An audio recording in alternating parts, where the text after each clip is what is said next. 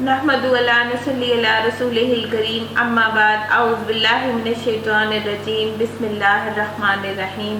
رب اشرح لی صدری ویسر لی امری واحلل عقدۃ من لسانی یفقہوا قولی۔ رب زد علما اللہم فقہنا فی الدین۔ آج ہم پہلے پارے کی ابتدا کرتے ہیں اور قرآن شریف کے بارے میں یہ آتا ہے کہ یہ جس کو جو ہوتا ہے اللہ تعالیٰ اپنی رحمت سے جس لوگوں کو خاص کر لیتے ہیں تو وہ پھر اس جگہ جمع ہو جاتے ہیں۔ رسول اللہ صلی اللہ علیہ وسلم نے فرمایا، جو لوگ اللہ کے گھروں میں سے کسی گھر میں اللہ کی کتاب کی تلاوت کرتے ہیں، ان کی تعلیم میں باہم مصروف ہوتے ہیں تو ان پر سکینت نازل ہوتی ہے اور رحمت انہیں ڈھانپ لیتی ہے، فرشتے انہیں گھیر لیتے ہیں اور اللہ تعالیٰ ان کا ذکر اپنے پاس موجود فرشتوں میں کرتے ہیں۔ اللہ کے ذکر کی بڑی فضیلت یہ ہے کہ جب اکٹھے ہو کر اللہ کو یاد کیا جاتا ہے تو اس کا اجر و ثواب اور اس کا فائدہ کئی گنا بڑھ جاتا ہے۔ حضرت ابو ہریرہ رضی اللہ تعالیٰ عنہ سے روایت ہے کہ آپ صلی اللہ علیہ وسلم نے فرمایا، اللہ تبارک تعالیٰ کے کچھ فرشتے اللہ کی زمین میں چکر لگاتے رہتے ہیں، وہ اللہ کے ذکر کی مجلس سے تلاش کرتے رہتے ہیں۔ جب کوئی ایسی مجلس پاتے ہیں جس میں اللہ کا ذکر ہوتا ہے تو وہ ان کے ساتھ بیٹھ جاتے ہیں، وہ ایک دوسرے کو اپنے پروں سے ڈھانپ لیتے ہیں اور اپنے اور دنیا کے آسمان کے درمیان کی وسعت کو بھر دیتے ہیں۔ جب لوگ منتشر ہو جاتے ہیں تو یہ فرشتے بھی اوپر کی طرف جاتے ہیں اور آسمان پر چلے جاتے ہیں، تو اللہ تعالیٰ ان سے پوچھتا ہے، حالانکہ وہ ان کے بارے میں سب سے زیادہ جاننے والا ہے، تم کہاں سے آئے؟ وہ کہتے ہیں، ہم زمین میں تیرے بندوں کی طرف سے ہو کر آئے ہیں جو تیری پاکیزگی بیان کر رہے تھے، تیری بڑائی کہہ رہے تھے اور صرف تیرے ہی معبود ہونے کا اقرار کر رہے تھے، تیری حمد و ثنا بیان کر رہے تھے اور تجھے سے مدد مانگ رہے تھے۔ فرمایا، وہ مجھ سے کیا مانگ رہے تھے؟ انہوں نے کہا، وہ آپ سے آپ کی جنت مانگ رہے تھے۔ فرمایا، کیا انہوں نے میری جنت دیکھی ہے؟ انہوں نے کہا، پروردگار نہیں۔ فرمایا، اگر انہوں نے میری جنت دیکھی ہوتی تو کیا ہوتا اور وہ کس الحاظاری سے مانگتے؟ اور وہ کہتے ہیں، وہ تیری پناہ مانگ رہے تھے۔ فرمایا، وہ کس چیز سے میری پناہ مانگ رہے تھے؟ انہوں نے کہا، تیری آگ جہنم سے، اے رب۔ فرمایا، کیا انہوں نے میری آگ دیکھی ہے؟ انہوں نے کہا، اے رب نہیں۔ فرمایا، اگر وہ میری جہنم دیکھ لیتے تو ان کا کیا حال ہوتا؟ وہ کہتے ہیں، وہ تجھ سے گناہوں کی بخشش مانگ رہے تھے، تو وہ فرماتا ہے کہ میں نے ان کے گناہ بخش دیے اور انہوں نے جو مانگا تھا میں نے انہیں عطا کر دیا، انہوں نے جس سے پناہ مانگی تھی میں نے انہیں پناہ دے دی۔ رسول اللہ صلی اللہ علیہ وسلم نے فرمایا، وہ فرشتے کہتے ہیں، پروردگار، ان میں فلاں شخص بھی موجود تھا جو سخت گناہ گار تھا اور وہ بندہ وہاں سے گزرتے گزرتے ان کے ساتھ بیٹھ گیا تھا۔ آپ صلی اللہ علیہ وسلم نے فرمایا، اللہ تعالیٰ ارشاد فرماتا ہے، میں نے اس کو بھی بخش دیا۔ یہ ایسے لوگ ہیں کہ ان کی وجہ سے ان کے ساتھ بیٹھ جانے والا بھی محروم نہیں رہتا۔ یہ صحیح مسلم کی حدیث ہے۔ آئیے ہم پہلے پارے کی سورۃ فاتحہ سے ابتدا کرتے ہیں۔ ابن عباس سے مروی ہے کہ ہمارے درمیان جبریل نبی کریم کے پاس بیٹھے ہوئے تھے کہ اوپر سے ایک آواز سنائی دی۔ آپ صلی اللہ علیہ وسلم نے سر اٹھایا تو جبریل علیہ السلام نے فرمایا، یہ آسمان کا دروازہ ہے، صرف آج کے دن کے لیے کھولا گیا ہے، آج سے پہلے کبھی نہیں کھولا گیا۔ پھر اس سے پہلے ایک فرشتہ اترا تو جبریل علیہ السلام نے فرمایا، یہ فرشتہ جو زمین کی طرف اترا ہے یہ آج سے پہلے کبھی نہیں اترا۔ اس فرشتے نے سلام کیا اور کہا کہ آپ کو ان دو نوروں کی خوشخبری ہو، آپ صلی اللہ علیہ وسلم کو دیے گئے ہیں جو آپ سے پہلے کسی نبی کو نہیں دیے گئے۔ ایک تو اس میں سورۃ فاتحہ ہے اور دوسری سورۃ بقرہ کی آخری آیات، آمن الرسول۔ سورۃ فاتحہ بہت ہی خاص ہے، مفسرین نے اس کے 36 نام گنوائے ہیں اور یہ واحد سورت ہے جس کی تعریف اللہ تعالیٰ نے قرآن مجید میں خود فرمائی ہے۔ آئیے ہم اس کی ابتدا کرتے ہیں۔ بسم اللہ الرحمن الرحیم، اللہ کے نام کے ساتھ جو بڑا مہربان ہے اور بار بار رحم کرنے والا ہے۔ ساتھ اللہ کے نام میں سارے ہی نام آ جاتے ہیں اور رحمان میں بہت وسیع رحمت کا ذکر ہے اور رحیم میں بار بار اپنی رحمت کا ذکر ہے۔ الحمدللہ رب العالمین، تمام تعریفیں رب العالمین کے لیے ہیں۔ تعریف جو ہوتی ہے وہ قولی بھی ہوتی ہے اور عملی بھی ہوتی ہے۔ تعریف شکر کا ایک ذریعہ ہوتی ہے۔ ہم شکر ادا کرتے ہیں کیونکہ ہم نے اللہ تعالیٰ کی ہر نعمت کا شکر ادا کرنا ہے، اور سب سے بڑی نعمت تو اللہ پاک نے ہمیں قرآن کی صورت میں دی ہے، اور یہ کہ ہم ایک مسلمان گھرانے میں پیدا ہوئے اور نبی صلی اللہ علیہ وسلم کی امت میں پیدا ہوئے۔ اور وہ رب ہے جو تمام جہانوں کا پالنے والا ہے، الرحمن ہے جو بار بار رحیم ہے، جو بار بار رحم کرنے والا ہے، مالک یوم الدین ہے جو اس روز جزا جس دن سارے خاموش کھڑے ہوں گے، سارے انبیاء کے سامنے ڈر کے کھڑے ہوں گے، اس دن کا مالک ہے۔ اور ایاک نعبد و ایاک نستعین، ہم تیری ہی عبادت کرتے ہیں اور تجھ ہی سے مدد مانگتے ہیں۔ اہدنا الصراط المستقیم، چلا ہمیں سیدھے راستے پہ۔ صراط مستقیم کیا ہوتا ہے؟ سیدھا راستہ، انبیاء کا راستہ، صدیقین کا راستہ، شہداء کا راستہ، ان کا راستہ۔ صراط الذین انعمت علیہم، جن پہ تو نے انعام کیا، اور اللہ تعالیٰ ہمیں ان کے راستے پہ مت چلا۔ غیر المغضوب علیہم ولا الضالین، جن پہ تو غضبناک ہوا، جو بھٹکے ہوا کا راستہ ہے۔ اور وہ کون ہے؟ جنہیں کتاب کا علم ملا، اہل کتاب، لیکن انہوں نے اس کو بھلا دیا اور اس کی راہ سے بھٹک گئے۔ سورۃ بقرہ، بسم اللہ الرحمن الرحیم، یہ مدنی سورت ہے۔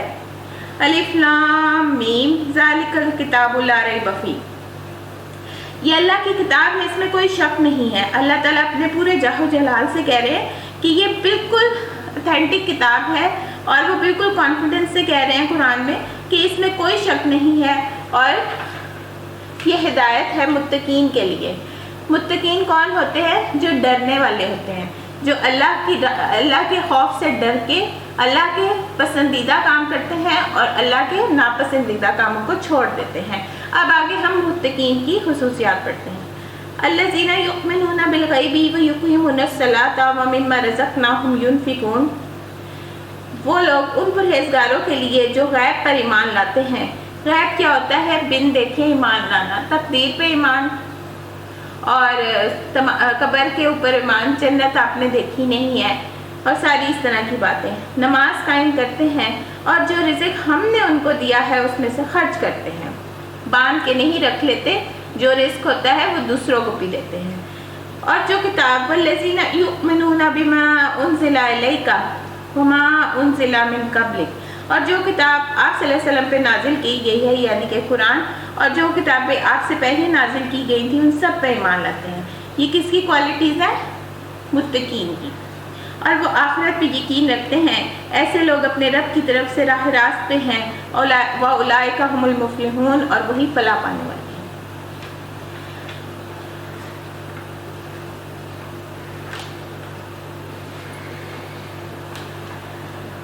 ان الذین کفروا سواء علیہم اانذرتہم ام لم تنذرہم لا یؤمنون، جن لوگوں نے ان باتوں کو تسلیم کرنے سے انکار کر دیا ہے ان کے لیے یکساں ہے، خواہ تم انہیں خبردار کرو یا نہ کرو، بہرحال وہ ماننے والے نہیں۔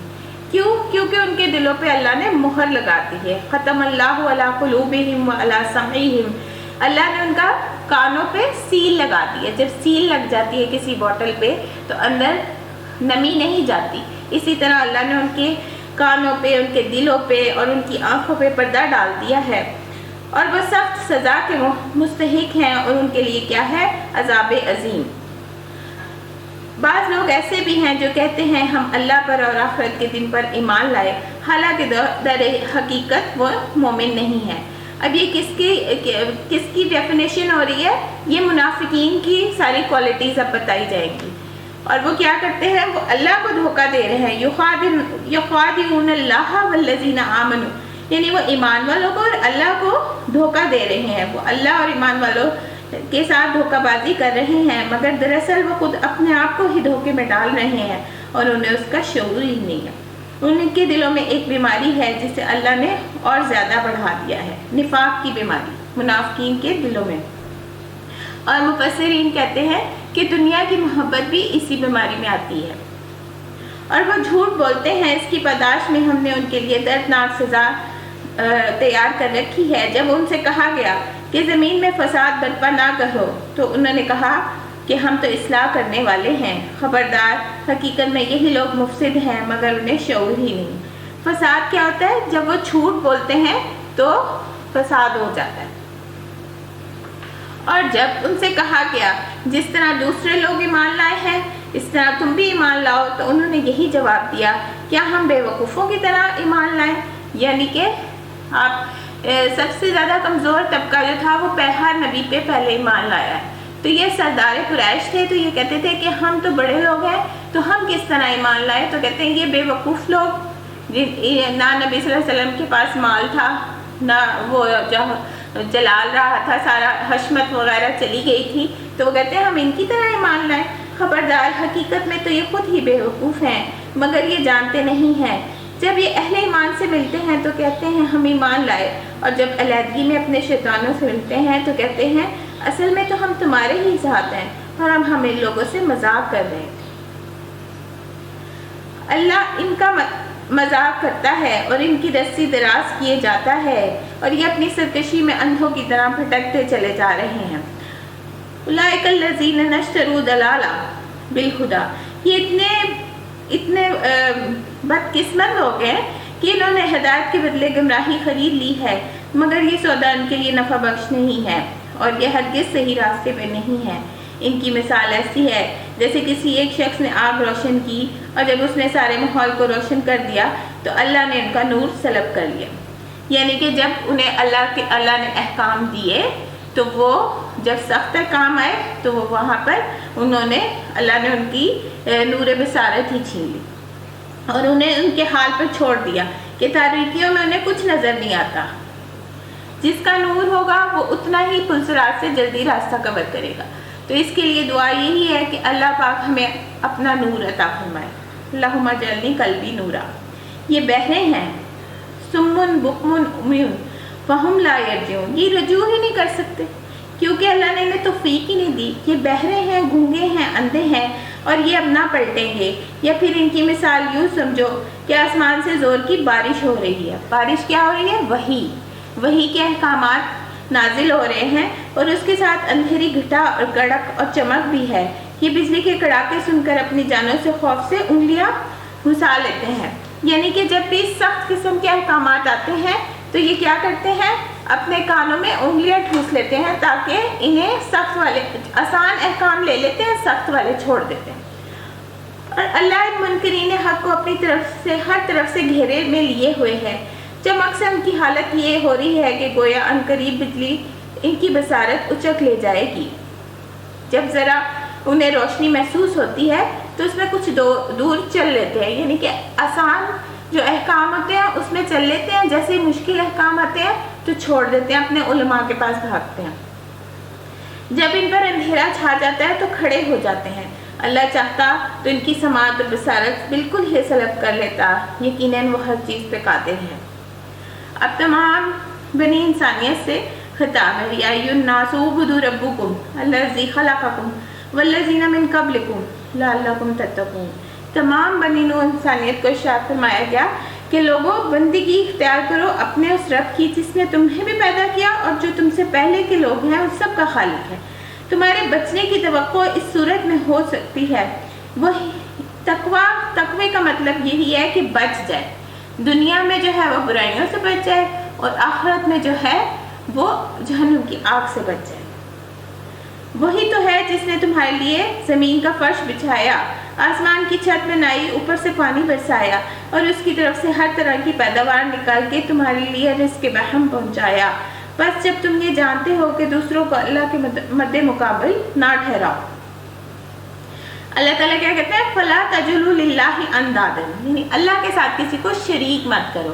اللہ تعالیٰ سارے گناہ معاف کر دے گا، شرک معاف نہیں کرے گا۔ اور شرک کے بارے میں آتا ہے کہ یہ سب سے بڑا گناہ عظیم ہے۔ اور اگر تمہیں اس عمل میں شک ہے کہ یہ کتاب جو ہم نے اپنے بندے پہ اتاری ہے تو یہ ہماری ہے یا نہیں، تو اس کی مانند ایک صورت ہی بنا لو۔ یہ ایک فکرہ بھی نہیں بنا سکتے تھے۔ اپنے سارے ہم نواؤں کو بلا لو اور ایک اللہ کو چھوڑ کے باقی جس چیز کی چاہے مدد لے لو۔ اگر تم سچے ہو تو یہ کام کر کے دکھاؤ، لیکن اگر تم نے ایسا نہ کیا اور یقیناً تم کر ہی نہیں سکتے تو ڈرو اس آگ سے جس کا ایندھن بنیں گے انسان اور پتھر اور جو مہیا کی گئی ہے منکرین حق کو۔ اور وہ پتھر بھی گندھک کے ہوں گے جو جلنے سے اور زیادہ تیز ہوتے ہیں۔ اور اے پیغمبر، جو لوگ اس کتاب پر ایمان لائیں گے وہ اس کتاب کے مطابق اپنے عمل کی درست کر لیں۔ یعنی ہمیں اللہ تعالیٰ کیا چاہتا ہے؟ ایمان پلس عمل صالح۔ عمل نہیں ہوگا تو ایمان بھی خراب ہو جائے۔ وہ انہیں خوشخبری دے دو کہ ان کے لیے ایسے ایسے باغ ہیں جن کے نیچے سے نہریں بہتی ہوں گی، اور ان باغوں میں پھل صورت میں دنیا کے پھلوں سے ملتے جلتے ہوں گے۔ یعنی جب انہیں کوئی کھانے کو پھل دیا جائے گا تو وہ کہیں گے کہ دنیا میں بھی تو ہم ایسے ہی پھل دیے جاتے تھے۔ یعنی کہ پھل تو ہو سکتا ہے دنیا کے پھل جیسے ہوں، لیکن وہ سائز میں، خوشبو میں، ذائقے میں جنت کی مٹی کے کیا کہنے۔ وہ یہاں جب دیے جائیں گے تو وہ سوچیں گے ہم نے پہلے بھی شاید اس ٹائپ کا کچھ کھایا ہوا ہے۔ ان کے لیے وہاں پاکیزہ بیویاں ہوں گی اور وہ وہاں ہمیشہ رہیں گے۔ وہم فیہا خالدون۔ اور پھر وہ جو تھے کفار مکہ، وہ مذاق اڑاتے تھے، تو اللہ تعالیٰ جو ہے وہ چھوٹی چھوٹی مثالوں سے ان کو سمجھانے کے لیے کہتا ہے کہ اللہ اس سے ہرگز نہیں شرماتا کہ مچھر یا اس سے بھی حقیر تر کسی چیز کی تمہیں مثال دے۔ جو لوگ حق بات کو قبول کرنے والے ہیں وہ انہی مثالوں کو دیکھ کے جان لیتے ہیں کہ یہ حق ہے جو ان کی رب کی طرف سے آیا ہوا ہے، اور جو نہیں ماننے والے وہ انہیں سن کر بھی کہتے ہیں کہ ایسی مثالوں سے اللہ کو کیا اثر ہوگا۔ اس طرح اللہ ایک ہی بات سے بہتوں کو گمراہ کر دیتا ہے اور بہتوں کو راہ راست دکھا دیتا ہے۔ یضل بہ کثیرا ویہدی بہ کثیرا۔ اور گمراہی میں وہ انہی کو مبتلا کرتا ہے جو فاسق ہے۔ اب فاسقین کی پراپرٹیز آ رہی ہیں۔ اور فاسقین کون ہوتے ہیں؟ الذین ینقضون عہد اللہ من بعد میثاقہ۔ اللہ کے عہد کو مضبوط باندھ لینے کے بعد توڑ دیتے ہیں۔ اللہ نے جسے جوڑنے کا حکم دیا ہے، کسے؟ رشتہ داری کو، اور رشتہ داری جو ہوتی ہے اس کو وہ کاٹ دیتے ہیں۔ زمین میں فساد برپا کرتے ہیں۔ جب جھوٹ بولیں گے تو فساد ہی برپا ہوگا۔ جب رشتہ دار کو کا حق نہیں ادا کریں گے تو پھر فساد برپا ہوگا۔ حقیقت میں یہی لوگ نقصان اٹھانے والے ہیں۔ تم اللہ کے ساتھ کفر کا رویہ کیسے اختیار کرتے ہو حالانکہ تم تو بے جان تھے۔ اللہ کہتا ہے اپنی پیدائش پہ غور کرو کہ کیفا وکنتم امواتا فاحیاکم، کہ وہ تم تو بے جان تھے، پھر اس نے تمہیں زندگی عطا کی، پھر وہی تمہاری جان سلب کر لے گا، یعنی کہ پھر موت دے گا، پھر دوبارہ زندگی عطا کرے گا، اور پھر تمہیں واپس اس کی طرف پلٹ کے جانا ہے۔ وہی تو ہے جس نے تمہارے لیے زمین کی ساری چیزیں پیدا کی، پھر اوپر کی طرف توجہ فرمائی اور 7 آسمان استوار کیے۔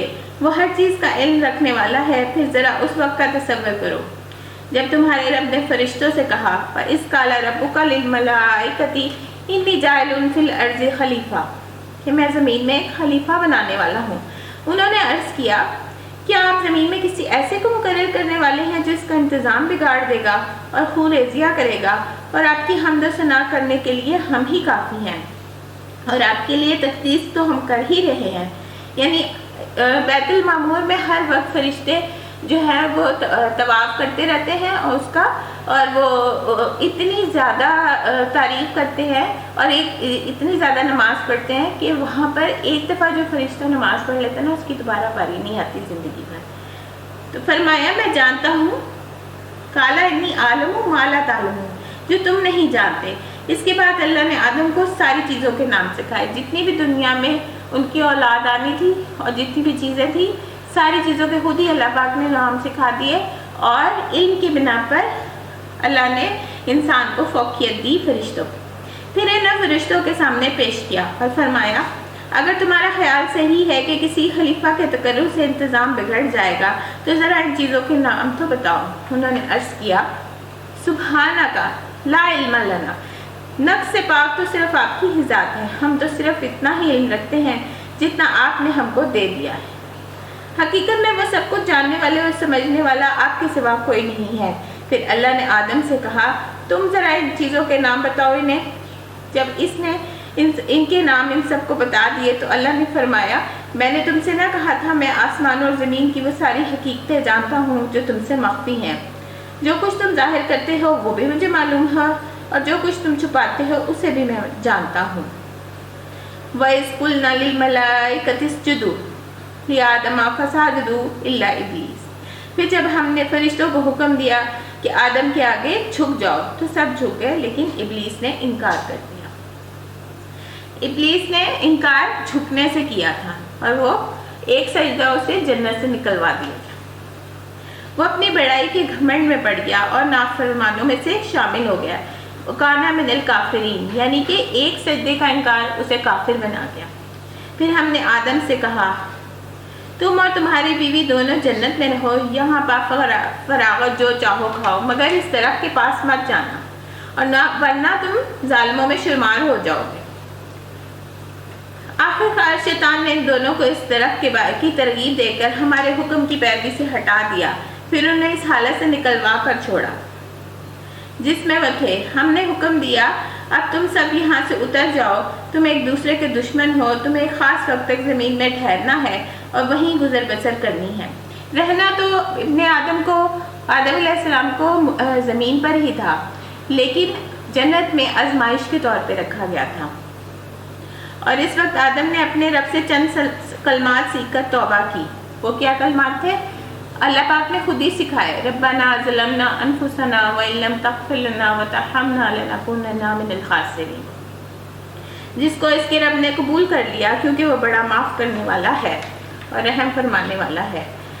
ہم نے کہا تم سب یہاں سے اتر جاؤ، پھر جو میری طرف سے کوئی ہدایت تمہارے پاس پہنچے تو جو لوگ میری اس ہدایت کی پیروی کریں گے ان کے لیے کوئی خوف اور کوئی رنج کا موقع نہ ہوگا، اور جو کوئی اس کو قبول کرنے سے انکار کر دیں گے وہ ہماری آیات کو جھٹلائیں گے، وہ آگ میں جانے والے ہیں۔ اولئک اصحاب النار هم فیہا خالدون، اور وہ اس میں وہیں رہیں گے۔ آگ بھی وہ جو کبھی کم نہیں ہوگی اور بھڑکتی جائے گی۔ یا بنی اسرائیل لذکروا نعمتی التی انعمت علیکم، اے بنی اسرائیل ذرا خیال کرو، ذرا یاد کرو میری اس نعمت کا جو میں نے تم کو ادا کی۔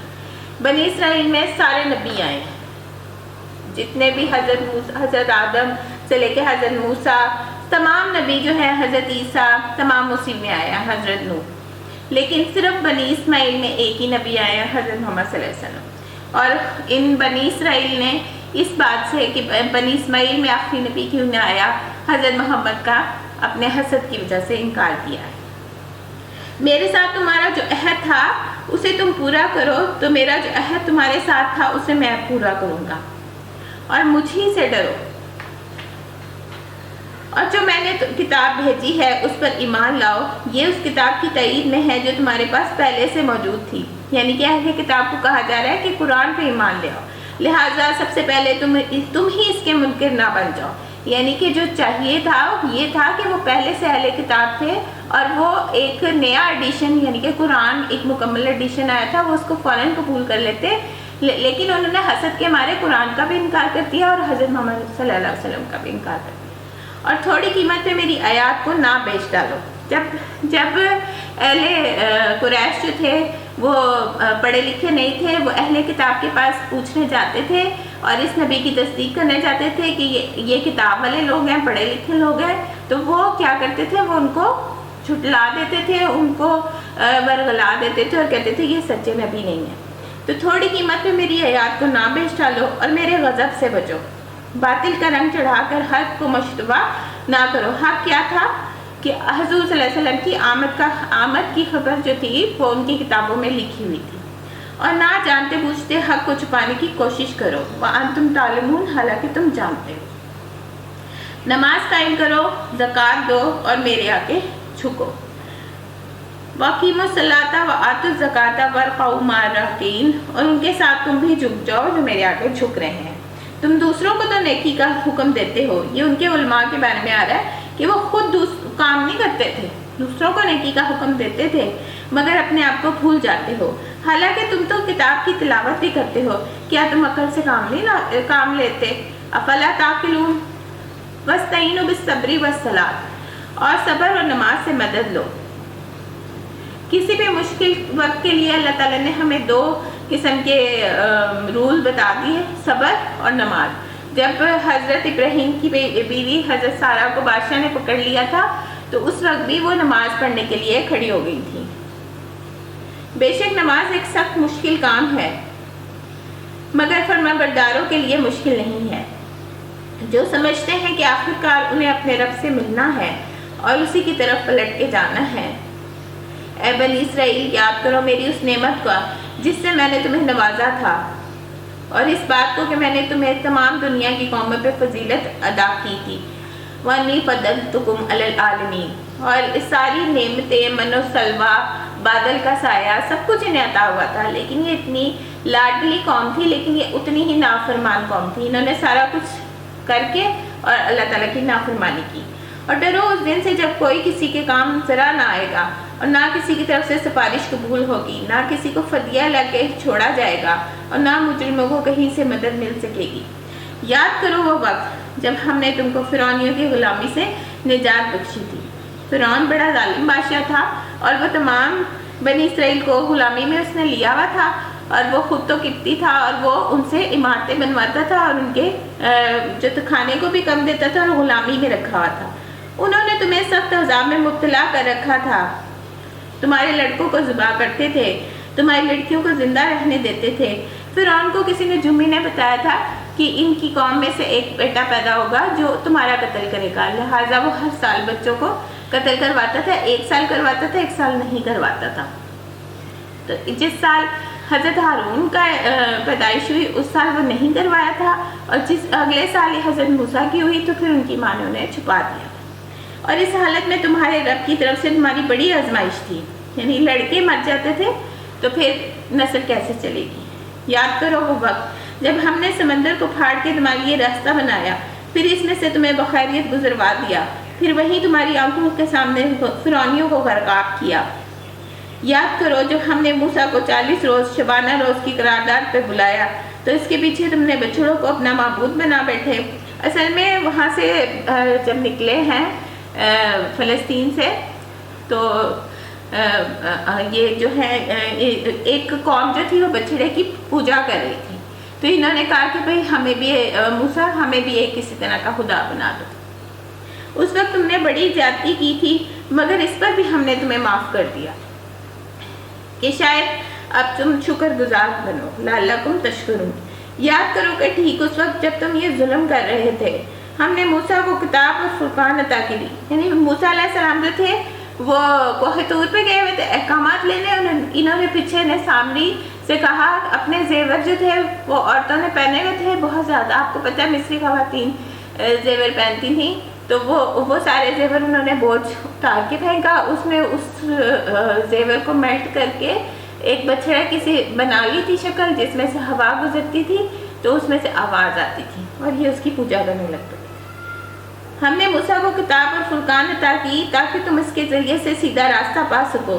یاد کرو جب موسیٰ یہ نعمت لیے ہوئے پلٹے، یعنی احکامات توریت کے، تو اس نے اپنی قوم سے کہا لوگو تم نے بچڑے کو معبود بنا کر اپنے پر سخت ظلم کیا ہے، لہٰذا تم لوگ اپنے خالق کے حضور توبہ کرو اور اپنی جانوں کو ہلاک کرو۔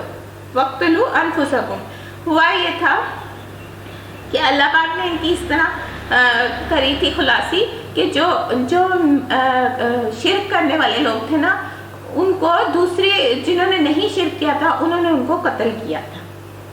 اسی میں تمہارے خالق کے نزدیک تمہاری لیے بہتری ہے۔ اس وقت تمہارے خالق نے تمہاری توبہ قبول کر لی، یعنی جب شرک والے لوگ پاک ہو گئے تو اللہ نے توبہ قبول کر لی، وہ بڑا معاف کرنے والا اور رحم فرمانے والا ہے۔ اور یاد کرو جب تم نے موسیٰ سے کہا ہم تمہارے کہنے کا ہرگز یقین نہیں کریں گے جب تک ہم اپنی آنکھوں سے اعلانیہ خدا کو تم سے کلام کرتے ہوئے نہ دیکھیں۔ اس وقت تمہارے دیکھتے دیکھتے ایک زبردست سائقے نے تم کو آ لیا، یہ کہنے لگے کہ ہم بھی ساتھ میں جائیں گے۔ 70 لوگ جو تھے وہ حضرت موسیٰ ساتھ میں لے کر گئے کوہ طور پہ احکامات دینے کے لیے، اور وہاں پہ کیا ہوا کہ جب اللہ تعالیٰ نے زہر کی یہ کڑک ہوئی اور یہ سارے لوگ مر گئے، اور حضرت موسیٰ کہنے لگے کہ اب میں واپس جا کے اپنی قوم کو کیا جواب دوں گا، تو اللہ تعالیٰ نے پھر انہیں دوبارہ سے زندہ بھی کیا تھا۔ اس وقت تمہارے دیکھتے دیکھتے ایک زبردست سائقے نے تم کو آ لیا، تم بے جان ہو کر گر چکے تھے، پھر ہم نے تم کو جلا اٹھایا، یعنی زندہ کیا دوبارہ، شاید اس کے احسان کے بعد کہ تم شکر گزار بن جاؤ۔ اتنی لاڈلی قوم تھی، بار بار اللہ پاک ان پر احسان کر رہا ہے۔ ہم نے تم پہ ابر کا سایہ کیا، ایک خاص ابر ان کے اوپر رہتا تھا تاکہ انہیں دھوپ نہ لگے، من و سلوہ کی غذا تمہارے لیے فراہم کی، من و سلوہ ایک جو تھے وہ ایک بٹیر کی شکل کا تھا جانور، اور اس کو وہ کرتے تھے، پرندہ جو تھا اس کو ذبح کرتے تھے، اس کا سالن بنتا تھا۔ اور ایک اللہ تعالیٰ اس بات کے بہت زیادہ قرآن میں شکوہ کرتا ہے کہ تم بہت کم شکر ادا کرتے ہو۔ تو یہ جو حضرت موسیٰ کی قوم تھی یہ اتنی لاڈلی قوم تھی، لیکن یہ بہت زیادہ ناشکری قوم تھی۔ انہیں بہت زیادہ احسانات دیے گئے تھے، بہت زیادہ معجزے دیے گئے تھے۔ دیکھیں ابر کا سایہ ہے، ہر وقت ایک بادل کا ٹکڑا ان پر سایہ کر رہا ہے، اور ہم نے تم پر ابر کا سایہ کیا، من و سلوہ کی غذا تمہارے لیے فراہم کی۔ من جو تھا وہ ایک دھنیے کی قسم کا بیج تھا جو پتوں پہ شبنم کی طرح گرتا تھا، اس کو پیس کر آٹا بنایا جاتا تھا، اس سے یعنی کہ روٹی بنتی تھی۔ اور سلوہ جو تھا وہ ایک بٹیر کی مانند پرندہ تھا، جس سے اور اس کی اتنی کثرت تھی کہ یہ لوگ فراغت کھاتے، بہت زیادہ کھاتے، پھر بھی اس کی تعداد کم نہ ہوتی، فاقہ نہیں ہوتا۔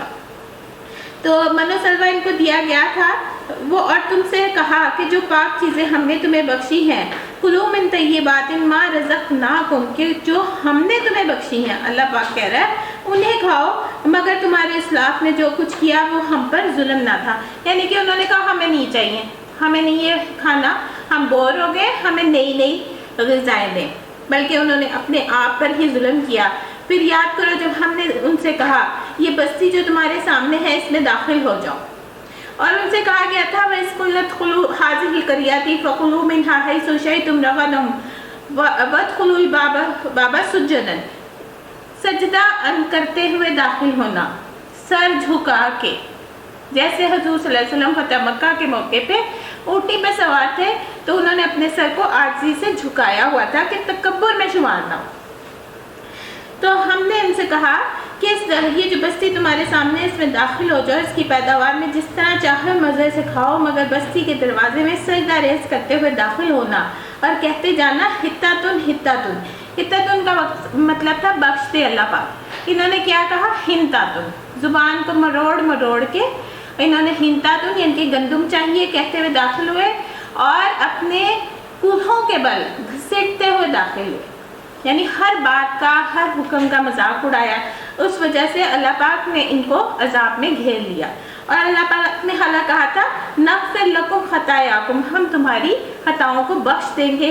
اور اللہ پاک کہتے ہیں وَسَنَزِيدُ الْمُحْسِنِينَ، ہم محسنین کو بہت زیادہ دیتے ہیں۔ محسنین کون ہوتے ہیں؟ ایک ہوتے ہیں عادل، جتنا آپ نے کیا اتنا اس نے کیا۔ احسان کرنے والا وہ ہوتا ہے جو حد سے بڑھ کر کرے، اپنی حیثیت سے زیادہ نیک کام کرے۔ ہم تمہاری خطاؤں کو درگزر کریں گے اور نیکوکاروں کو مزید فضل و کرم سے نوازیں گے۔ ان کی گناہ کی برداشت میں اللہ پاک نے کیا کیا تھا؟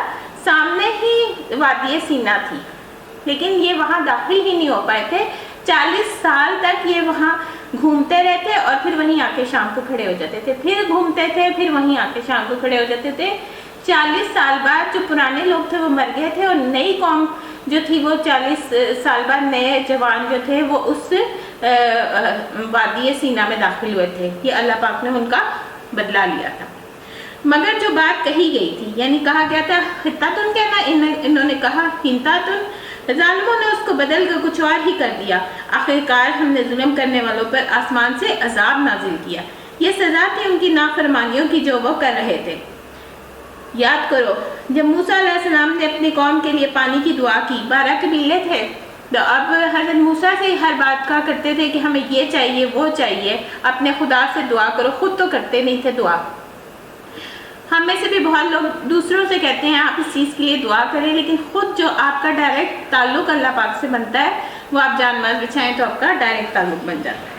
تو یہ جو پتھر ہے یہ آج بھی وہاں موجود ہے، اس پہ جو ہے 12 قبیلوں کے وہ جو ہے پانی کے نشان موجود ہیں۔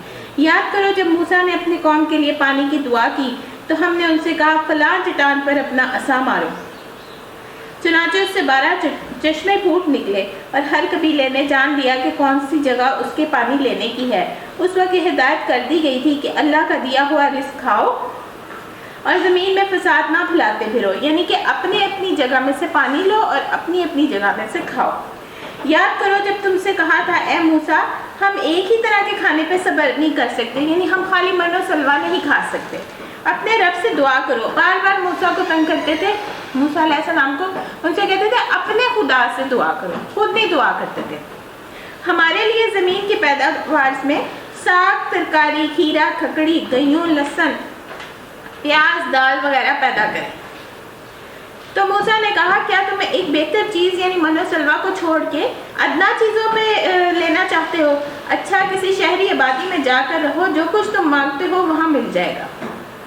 آخرکار نوبت یہاں تک پہنچی کہ ذلت و خواری اور پستی بدحالی ان پر مسلط ہو گئی اور وہ اللہ کے غضب میں گھر گئے. وہ جو تھا وادی سینے کے ارد گرد گھومتے رہے اور ان کو وہاں کا راستہ نہیں ملتا تھا. 40 سال تک وہ خواری میں رہے. یہ نتیجہ تھا ان کی اس بات کا کہ وہ اللہ کی یاد کا کفر کرنے لگے تھے اور وہ پیغمبروں کو ناحق قتل کرتے تھے، بڑی بے دردی سے قتل کرتے تھے. حضرت یحییٰ کو بھی انہوں نے کنویں میں لٹکا کے الٹا قتل کیا. پھر انہوں نے حضرت عیسیٰ کو بھی جو ہے وہ قتل کی تو پوری ہی کوشش کی تھی، اللہ پاک نے انہیں اٹھا لیا تھا. انہوں نے انبیاء کا بہت قتل کیا. یہ نتیجہ تھا ان کی نافرمانیوں کا، وہ اس بات کا کہ حدود شرع سے نکل جاتے تھے. یا تدون وکانو یا تدون، حد سے گزرنے والے تھے، اور اللہ تعالیٰ بار بار کرنے میں حد سے گزرنے والوں کو، زیادتی کرنے والوں کو پسند نہیں کرتا. ان الذین آمنوا والذین هادوا والنصارى والصابئین من آمن باللہ والیوم الآخر وعمل صالحا فلہم اجرہم عند ربہم ولا خوف علیہم ولا هم یحزنون. یقین جانو نبی عربی کو ماننے والے یعنی کہ ایمان والے، یا یہودی ہوں، عیسائی ہوں یا صابی ہوں، ستارہ پرست کو کہتے ہیں، جو بھی ہوں اللہ روز آخر پر ایمان لائے گا اور نیک عمل کرے گا. یعنی کہ ساری چیزوں پر ایمان، چاہے وہ یہودی ہے، نصارہ ہے یا صابی ہے، وہ اللہ پہ ایمان اور آخرت پہ ایمان. آخرت پہ ایمان جو ہے وہ ہمارے ایمان کا لازمی جزو ہے. اگر ہم آخرت پہ ایمان نہیں رکھتے، مر کے جی کے دوبارہ اٹھنے پر، تو ہمارا ایمان خطرے میں پڑ جاتا ہے. ایک شخص تھا، اس نے اپنے بچوں کو کہا کہ مجھے جلا دینا جب میں مر جاؤں تو، اور میری راکھ جو ہے وہ پانی میں بہا دینا. تو اللہ پاک نے اس کی ایک ایک راکھ کو جمع کیا اور اس سے پوچھا کہ تجھے کس چیز نے اس عمل پہ آمادہ کیا؟ تو اس نے کہا کہ اللہ پاک تیرے سامنے کھڑے ہونے سے. تو اللہ پاک نے اس کی اسی بات پر بخشش کر دی تھی. اللہ پاک ہم سب کو ریڑھ کی ہڈی کا جو ایک سرا رہ جائے گا وہاں سے دوبارہ اٹھائیں گے، چاہے سارا کچھ ختم ہی ہو جائے. اور جو نیک عمل کرے گا اس کا اجر اس کے رب کے پاس ہے اور اس کے لیے کسی خوف اور رنج کا موقع نہیں ہے. یاد کرو وہ وقت جب ہم نے طور کو تم پر اٹھا کر تم سے پختہ عہد لیا تھا اور کہا تھا جو کتاب ہم تمہیں دے رہے ہیں اسے مضبوطی کے ساتھ تھامنا. اللہ پاک نے کیا کیا تھا؟ بنی اسرائیل کو سے حکم لینے کے لیے، ان کو منوانے کے لیے احکامات ان کے اوپر طور کے پہاڑ کو کھڑا کر دیا تھا. اور وہ ایک کانی آنکھوں سے کبھی پہاڑ کو دیکھتے تھے اور کبھی احکامات کو دیکھتے تھے. اور آج بھی ان کی عبادت کا تقریباً یہی طریقہ ہے کہ وہ کانی آنکھوں سے دیکھتے جاتے ہیں آسمان کی طرف. تو اللہ پاک نے ان پہ طور کا پہاڑ کھڑا کر دیا تھا، تو انہیں یہ تھا ہم پہ گر ہی نہ جائے، تو وہ زبردستی کا ایمان لے آئے تھے. طور کو اٹھا کر تم پر پختہ عہد لیا اور کہا جو کتاب ہم تمہیں دے رہے ہیں اسے مضبوطی کے ساتھ تھام کے رکھنا، اور جو احکام ہدایات اس میں درج ہیں انہیں یاد رکھنا. اسی ذریعے سے توقع کی جا سکتی ہے کہ تم تقوی کی روش پہ چل سکو گے، مگر اس کے بعد بھی تم اپنے عہد سے پھر گئے.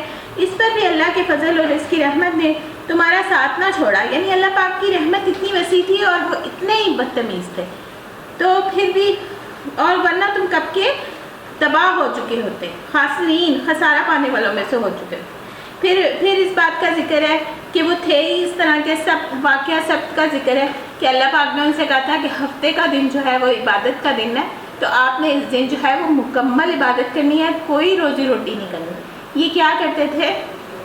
جمعے کے دن جال لگا دیتے تھے اور اتوار کے دن وہ جال نکال لیتے تھے، کیونکہ مچھلیاں ابھر کے آ رہی ہوتی تھیں اور ان کے منہ میں پانی آتا تھا کہ ہماری تو یہ روزی ہے. تو لیکن اللہ کی تو نافرمانی ہو گئی نا. پھر تمہیں اپنی قوم کے ان لوگوں کا قصہ تو معلوم ہی ہے جنہوں نے سبت کا یعنی ہفتے کے دن کا قانون توڑا تھا. ان کا جو تھا یہودیوں کا سب سے زیادہ عبادت کا جو محترم دن تھا وہ ہفتے کا تھا، اس لیے اس دن عبادت کرتے تھے اور ان کے لیے کام کرنا منع تھا۔ ہمارا کیا ہوتا ہے جمعے کا دن اور ہمارا جمعے کی نماز کے بعد کیا لکھا ہوا ہے تو سورہ جمعہ میں کہ اپنے اللہ کا فضل تلاش کرو، یعنی کہ اپنی روزی روٹی میں لگ جاؤ۔ ہم نے انہیں کہہ دیا کونو قرادات خاسین، کہ ہو جو بندر، اس حال میں رہو کہ ہر طرف سے تم پر پھٹکار پڑے۔ اس طرح ہم نے ان کے انجام کو زمانے کے لوگوں کو اور بعد کی آنے والی نسلوں کو عبرت اور ڈرنے والوں کے لیے نصیحت بنا کے چھوڑا۔ ان کے جو دماغ تھے وہ عام انسانوں کے تھے، لیکن ان کی شکلیں جو تھیں وہ بندر کسی بن گئی تھیں، مست کر دی تھی اللہ پاک نے۔ تو لیکن وہ لوگ جو تھے اس عذاب میں مبتلا رہے تھے، عبرت بنا دیا تھا، لیکن یہ نہیں ہے کہ وہ اب تک زندہ ہے، وہ تبھی وہ قوم ختم ہو گئی۔ پھر وہ واقعہ یاد کرو جب موسیٰ علیہ السلام نے اپنی قوم سے کہا اللہ تمہیں گائے ذبح کرنے کا حکم دیتا ہے۔ یہ کیوں کہا تھا؟ کیونکہ اللہ پاک ان کے دلوں سے گائے کی بچڑے کی محبت نکالنا چاہتا تھا، کیونکہ یہ گائے کی محبت میں گرفتار ہو گئے تھے، اس کی پوجا کرتے تھے۔ کہنے لگے کیا تم ہم سے مذاق کرتے ہو، یعنی ہماری اتنی محترم چیز ہے گائیں تو ہم اس کو ذبح کریں؟ موسیٰ نے کیا کہا؟ قالوا اعوذ باللہ ان اکون من الجاہلین۔ موسیٰ نے کہا میں اس سے خدا کی پناہ مانگتا ہوں کہ میں جاہلوں کی سی باتیں کروں۔ بولے اچھا اپنے رب سے درخواست کرو کہ وہ ہمیں اس گائے کی کچھ تفصیل بتائے۔ اصل میں تو گائے ذبح نہیں کرنا چاہتے تھے، اسی لیے اتنی زیادہ وہ بہانے بنا رہے تھے۔ موسیٰ نے کہا اللہ کا ارشاد ہے کہ وہ ایسی گائے ہونی چاہیے جو نہ بوڑھی ہو نہ بچیا ہو، بلکہ اوسط عمر کی ہو، یعنی درمیانی عمر کی ہو، لہٰذا جو حکم دیا جاتا ہے اس کی تعمیل کرو۔ پھر کہنے لگے اپنے رب سے یہ پوچھو اور پوچھ دو کہ اس کا رنگ کیسا ہو۔ موسیٰ نے کہا وہ فرماتا ہے زرد رنگ کی ہو، جس کا رنگ ایسا شوق ہو کہ دیکھنے والوں کا جی خوش ہو جائے۔ پھر بولے اپنے رب سے صاف صاف پوچھ کر بتاؤ کہ کیسی گائے مطلوب ہے، ہمیں اس کی تعین میں اشتباہ ہو گیا ہے، یعنی وہ ہم پہ مشکوک ہو گئی ہے، اللہ نے چاہا تو ہم اس کا پتہ پا لیں گے۔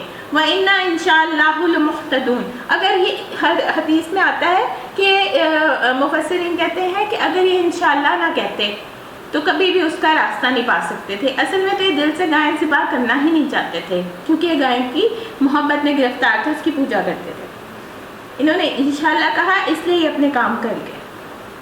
موسیٰ نے جواب دیا اللہ کہتا ہے وہ ایسی گائے ہے جس سے خدمت نہیں لی جاتی، نہ زمین جوتتی ہے نہ پانی کھینچتی ہے، صحیح سالم بے داغ ہے۔ اس پر وہ پکار اٹھے ہاں اب تو انہیں ٹھیک پتہ بتایا ہے۔ پھر انہوں نے اسے ذبح کیا، ورنہ وہ ایسے کرتے معلوم نہ ہوتے تھے۔ پھر تمہیں یاد ہے وہ واقعہ جب تم نے ایک شخص کی جان لی تھی، پھر اس کے بارے میں جھگڑنے لگے اور ایک دوسرے پہ قتل کا الزام تھوپنے لگے، اور اللہ نے فیصلہ کر دیا تھا جو کچھ تم چھپاتے ہو وہ اسے کھول کے رکھ دے گا۔ بنی اسرائیل کی قوم میں ایک چچا نے اپنے بھتیجے کا قتل کر دیا تھا، اور اس کی لاش جو تھی وہ کسی اور کے گھر کے آگے پھینک دی تھی، تو اسے اپنی جائیداد چاہیے تھی، اس لیے اس نے اپنے بھتیجے کا قتل کر دیا تھا کہ مجھے اپنی بیٹی کے اس کے ساتھ رشتہ نہ کرنا پڑے۔ تو پھر اللہ پاک نے کیا کہا؟ انہوں نے کہا کہ اس جو قتل ہوا وہ ہے نا مقتول کے جسم کا حصہ اس کو لگایا جائے گا، تو وہ مقتول بولے گا، گائے کے جسم کا حصہ، یہ گائے اس لیے ذبح ہوئی تھی، گائے کے جسم کا حصہ اس کو لگایا جائے گا، تو وہ کیا ہوگا کہ وہ مقتول بولے گا کہ مجھے اس فلاں شخص نے قتل کیا۔ تو پھر اس وجہ سے یہ گائے جو تھی وہ ذبح ہوئی تھی۔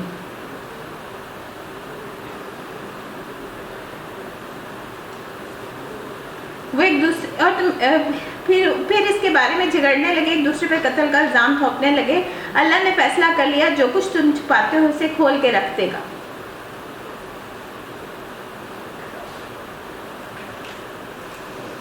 اس وقت ہم نے حکم دیا کہ مقتول کی لاش کے اس حصے کو اس سے ضرب لگاؤ، یعنی گائے کے گوشت کے ٹکڑے کو مقتول کی لاش سے ضرب لگاؤ۔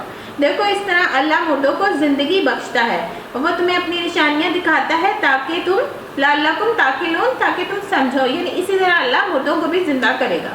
مگر ایسی نشانیاں دیکھنے کے بعد بھی آخرکار تمہارے دل سخت ہو گئے اور پتھروں کی طرح سخت، بلکہ سختی میں کچھ پتھروں سے بھی بڑے ہوئے، کیونکہ پتھروں میں تو کوئی ایسا بھی ہوتا ہے جس میں سے چشمے پھوٹ جاتے ہیں، یعنی یہ اتنے سخت لوگ تھے کہ پتھروں سے بھی زیادہ ان کو تشبیہ دی گئی۔ کوئی پھٹتا ہے اور اس میں سے پانی نکل آتا ہے، اور وہ کوئی اللہ کے خوف سے لرز کر گر بھی پڑتا ہے، اللہ تمہارے کرتوتوں سے بے خبر نہیں ہے۔ اے مسلمانوں، اب کیا تم ان لوگوں سے یہ توقع رکھتے ہو کہ یہ تمہاری دعوت پر ایمان لے آئیں گے؟ حضور صلی اللہ علیہ وسلم کو تسلی دی جا رہی ہے کہ آپ ان کی دعوت، حضور بڑا طمع رکھتے تھے کہ یہ ایمان لے آئیں، لیکن وہ نہیں لا رہے تھے۔ حالانکہ ان کے ایک گروہ کا شیوہ یہ رہا ہے کہ اللہ کا کلام سنا، پھر اسے خوب سمجھ بوجھ کر دانستہ اس میں تحریف کر دی۔ تحریف کا مطلب یہ ہوتا ہے کہ کلام ہی بدل ڈالا، معنی نہیں، کلام ہی بدل ڈالا۔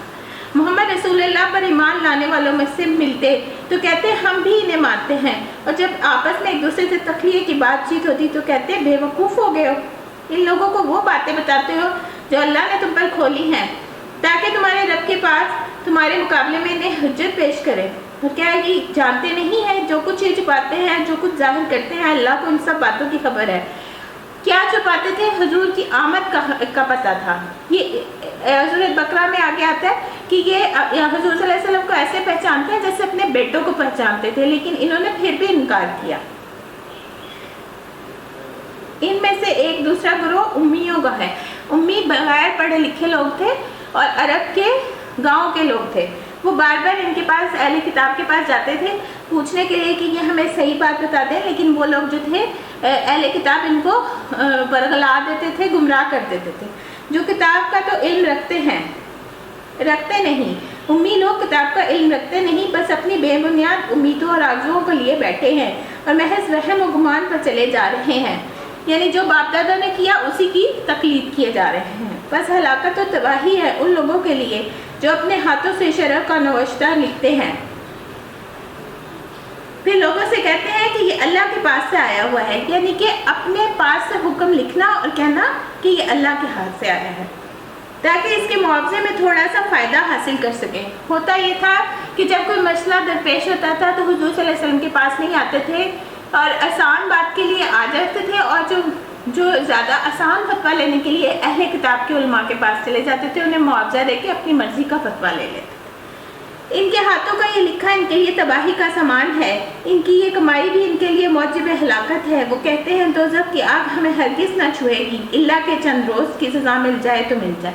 یعنی یہ کہتے تھے اہل کتاب یہودی کہتے تھے کہ ہم جو ہے نا بڑی لاڈلی قوم ہے، ہم آگ میں جا ہی نہیں سکتے، جل ہی نہیں سکتے، اگر ہم گئے بھی تو صرف وہ دن جو ہم نے بچڑے کی پوجا کی ہے بس اتنی ہمیں سزا ملے گی۔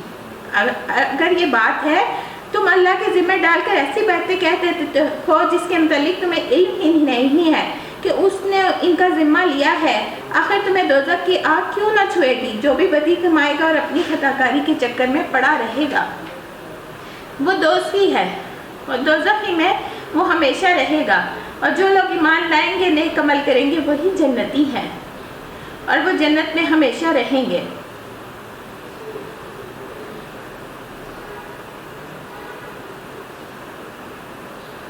یاد کرو اسرائیل کی اولاد سے ہم نے پختہ عہد لیا تھا، اللہ کے سوا کسی کی عبادت نہ کرنا۔ وَإِذْ أَخَذْنَا مِيثَاقَكُمْ بَنِي إِسْرَائِيلَ لَا تَعْبُدُونَ إِلَّا اللَّهَ۔ ہر قوم کو، ہر نبی نے، ہر رسول نے آ کے صرف ایک ہی پیغام دیا کہ اللہ کے سوا کسی کی عبادت نہ کرو۔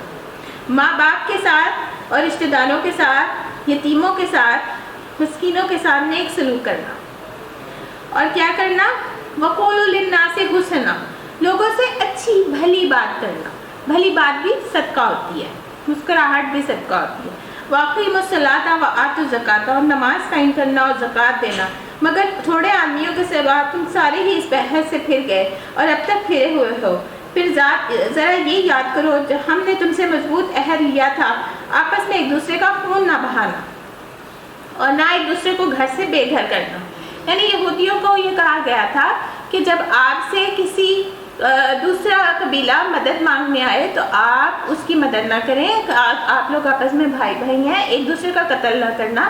یہ کیا کرتے تھے؟ دوسرے لوگوں کے ساتھ مل کے ان کے ساتھ مل جاتے تھے، اور کوئی سرداری کے لالچ میں یا مال کے عوض جو تھے ان سے مل کے اپنے ہی بھائی یہودیوں کا قتل کر دیتے تھے، اور پھر کیا کرتے تھے؟ ان کو گھر سے بے گھر کر دیتے تھے۔ تم نے اس کا اقرار بھی کیا تھا، تم خود اس پہ گواہ ہو، مگر آج تم وہی ہو جو اپنے بھائی بندوں کو قتل کرتے ہو اور اپنی برادری کے کچھ لوگوں کو بے خانما کر دیتے ہو، یعنی کہ گھروں سے نکال دیتے۔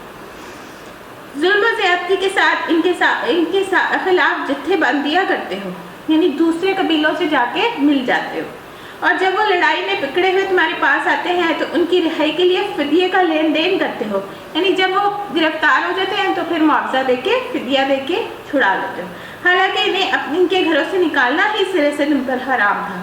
تو کیا تم ایک کتاب کے ایک حصے پہ ایمان لاتے ہو، دوسرے حصے کے ساتھ کفر کرتے ہو؟ آج ہمارا بھی یہی حال، ہم جو دین کے آسان کام ہوتے ہیں وہ لے لیتے ہیں، اور جو مشکل ہوتے ہیں ان کو ہم چھوڑ دیتے ہیں۔ پھر تم میں سے جو لوگ ایسا کریں ان کی سزا اس کے سوا اور کیا ہے کہ دنیا کی زندگی میں ذلیل و خوار ہو کر رہیں اور آخرت میں شدید ترین عذاب کی طرف پھیر دیے جائیں۔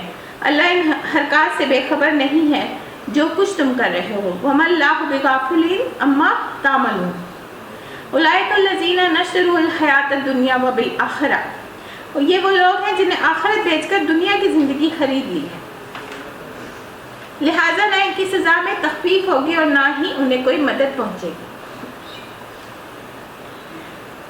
ہم نے موسیٰ کو کتاب دی، اس کے بعد پے در پہ رسول بھیجے، آخر کار عیسیٰ ابن مریم کو روشن نشانیاں دے کر بھیجا۔ روشن نشانیاں بینات، یعنی کہ بینات وہ واضح احکام تھے کہ انہوں نے پنگوڑے میں کلام کیا، کہا میں عبداللہ ہوں، پھر وہ مادرزاد اندھے کو جو تھے وہ ہاتھ پھیرتے تھے وہ صحیح ہو جاتا تھا، کوڑی جو تھا وہ صحیح ہو جاتا تھا، پھر اللہ کے حکم سے وہ پرندہ بناتے تھے مٹی کا اور اس میں جب پھونک مارتے تھے تو وہ اڑ جاتا تھا۔ یہ ساری جو تھیں بینات تھیں۔ پھر ہم نے روشن نشانیاں دے کر بھیجا اور ایدناہ بروح القدس، اور ہم نے روح قدس سے اس کی مدد کی۔ اس کی ایک دعا بھی بنتی ہے، اللہم ایدنا بروح القدس، کہ اللہ پاک تیری روح القدس سے مدد چاہتی ہوں۔ پھر یہ تمہارا کیا ڈھنگ ہے کہ جب کوئی رسول تمہاری خواہش نفس کے خلاف کوئی چیز لے کر تمہارے پاس آیا تو تم نے اس کے مقابلے میں سرکشی کی اور اس کو جھٹلا دیا، کسی کو قتل کر دیا۔ وہ کہتے ہیں ہمارے دل تو کیا ہے، محفوظ ہیں، نہیں، اصل بات یہ ہے کہ ان کے کفر کی وجہ سے ان پر اللہ کی پھٹکار پڑی ہوئی ہے، اس لیے وہ کم ہی مان لاتے ہیں۔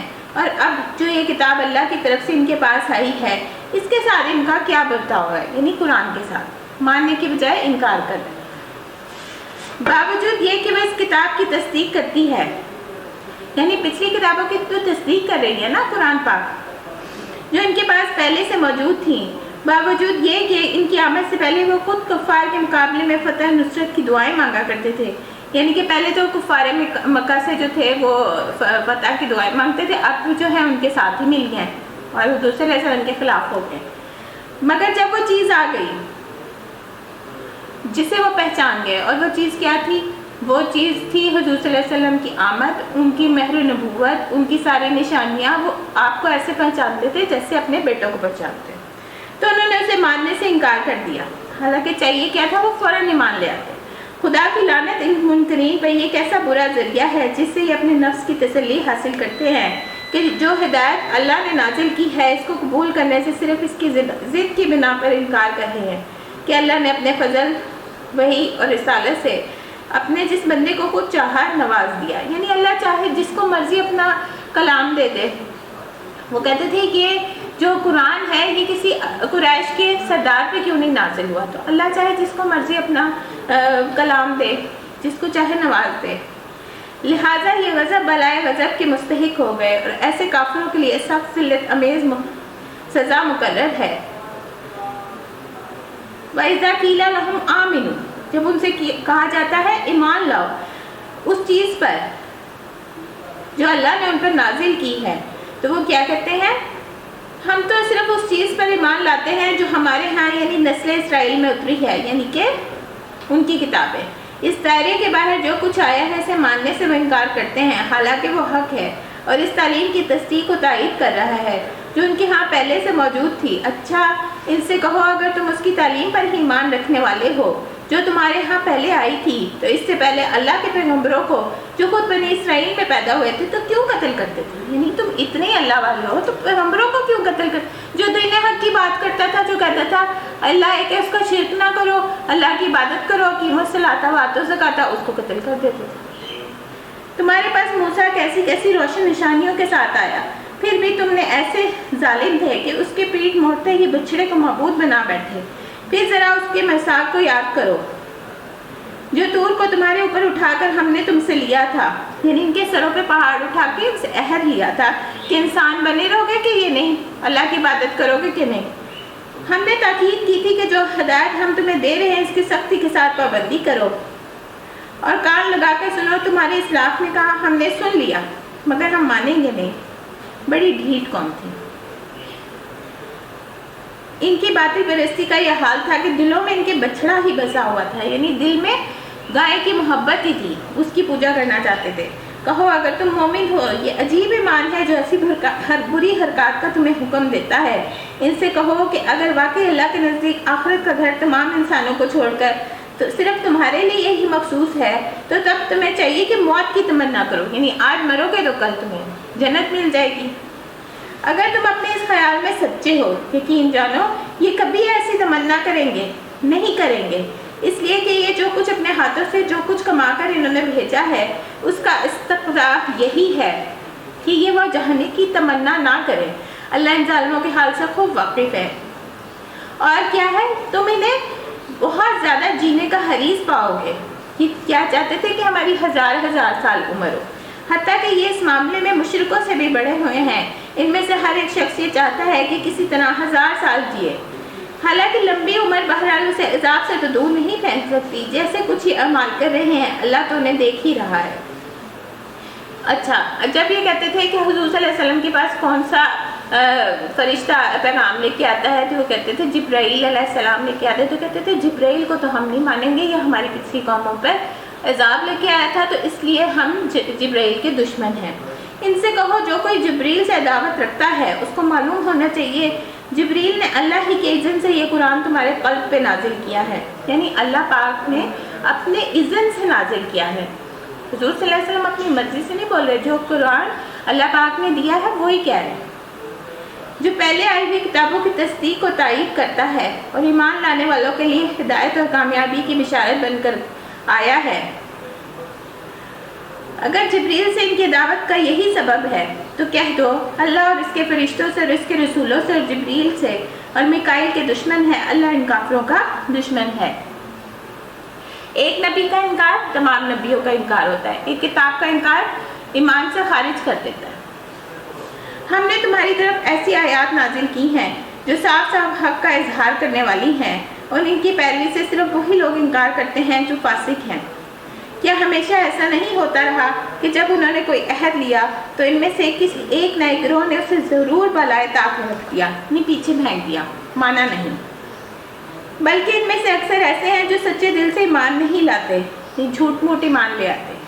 اور جب ان کے پاس اللہ کی طرف سے کوئی رسول اس کتاب کی تصدیق و تائید کرتا ہوا آتا ہے جو ان کے ہاں پہلے سے موجود تھی تو ان اہل کتاب میں سے ایک گروہ نے کتاب اللہ کو اس طرح پسے پشت ڈال دیا گویا کہ جیسے وہ کچھ جانتے ہی نہیں تھے، اور لگے ان چیزوں کی پیروی کرنے جو شیاطین سلیمان علیہ السلام کی سلطنت کا نام لے کر پیش کیا کرتے تھے، حالانکہ سلیمان علیہ السلام نے کبھی کفر نہیں کیا تھا۔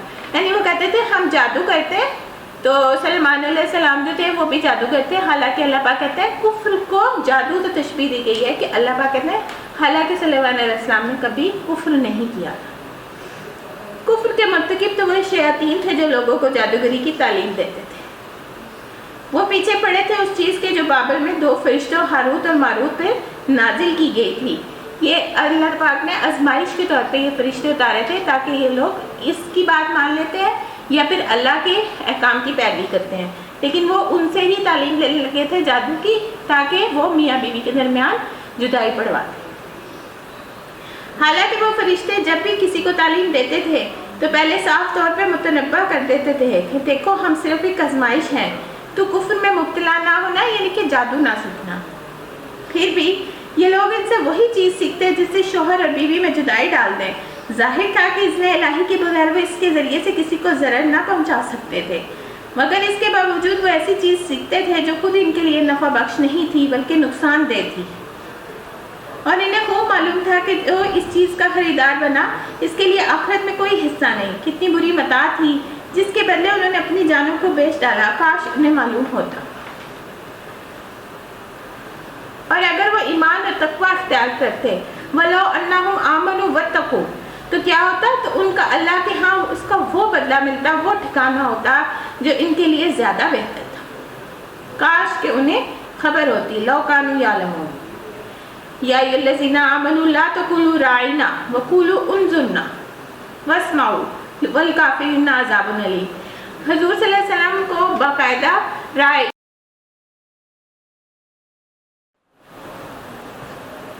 یعنی کہ جب انسان جادو سیکھتا ہے تو وہ ایمان کے درجے سے خالی ہو جاتا ہے۔ حضرت عمر نے اپنے دور میں جادوگروں کو قتل کروایا تھا، کیونکہ جادوگر جو ہے وہ کفر کے درجے میں آ جاتا ہے، تو وہ بہت بری متاع تھی جس کے بدلے میں انہوں نے اپنی جانوں کو بیچ ڈالا۔ کاش کہ انہیں معلوم ہوتا کہ اگر وہ ایمان اور تقوی اختیار کرتے، یعنی آزمائش کے طور پہ ہاروت اور ماروت فرشتے اترے تھے، اگر وہ جادو نہ سیکھتے اور تقوی اختیار کرتے تو اللہ کے ہاں اس کا جو بدلہ ملتا ان کے لیے زیادہ بہتر ہوتا۔ لو کانوا یعلمون، کاش کہ انہیں خبر ہوتی، کاش کہ وہ جانتے۔ یا ایھا الذین آمنوا لا تقولوا راعنا وقولوا انظرنا واسمعوا وللکافرین عذاب الیم۔ اور ایمان والوں کو کہا جا رہا ہے، حضور صلی اللہ علیہ وسلم کی مجلس میں بیٹھنے کے آداب سکھائے جا رہے ہیں کہ اے ایمان والوں راعنا، یعنی کہ وہ زبانوں کو تروڑ مروڑ کے راعینا کہتے تھے، جس کا مطلب تھا گدڑیا، اے گدڑیا۔ تو اللہ پاک کہتے ہیں کہ راعینا مت کہو، یہ لفظ ہی مت کہو بلکہ کہو انظرنا۔ انظرنا کا مطلب تھا ہماری طرف متوجہ ہوئیے، ہماری طرف نظر کیجیے اور غور سے سنو، توجہ سے بات کو سنو۔ یہ کافر جو تمہیں بہکا رہے ہیں نا یہ سارا کام، تو یہ کافر تو عذاب الیم کے مستحق ہیں۔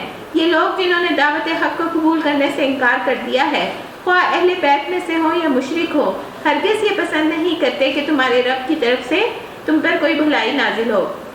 یعنی نبی صلی اللہ علیہ وسلم کو کوئی مال غنیمت ملتا ہے تو یہ جل جاتے ہیں، اور اگر کوئی ان کو فتح حاصل ہوتی ہے تو بھی چل جاتے ہیں۔